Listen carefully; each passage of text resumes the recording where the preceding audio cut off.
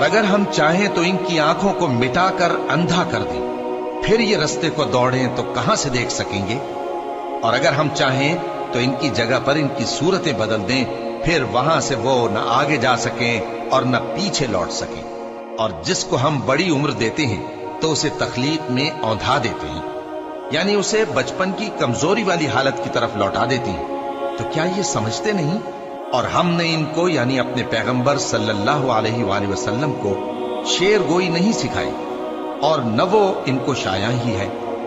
یہ تو محض نصیحت ہے اور صاف صاف قرآن ہے، تاکہ اس شخص کو جو زندہ ہو خبردار کرے اور کافروں پر بات پوری ہو جائے۔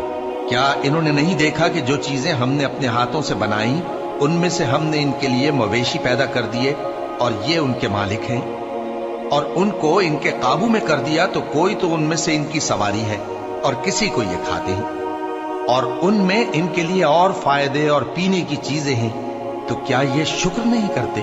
اور انہوں نے اللہ کے سوا اور معبود بنا لیے ہیں کہ شاید ان سے ان کو مدد پہنچے، مگر وہ ان کی مدد کی ہرگز طاقت نہیں رکھتے، اور وہ ان کی فوج بنا کر حاضر کیے جائیں گے تو ان کی باتیں تمہیں غمناک نہ کر دیں۔ یہ جو کچھ چھپاتے اور جو کچھ ظاہر کرتے ہیں ہمیں سب معلوم ہے۔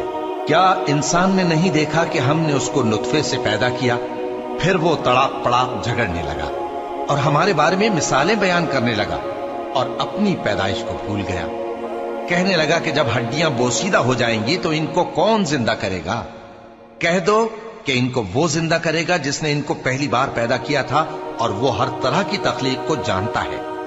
وہی جس نے تمہارے لیے سبز درخت سے آگ پیدا کی، پھر تم اس کی ٹہنیوں کو رگڑ کر ان سے آگ نکالتے ہو۔ بھلا جس نے آسمانوں اور زمین کو پیدا کیا، کیا وہ اس بات پر قادر نہیں کہ ان کو پھر ویسے ہی پیدا کر دے؟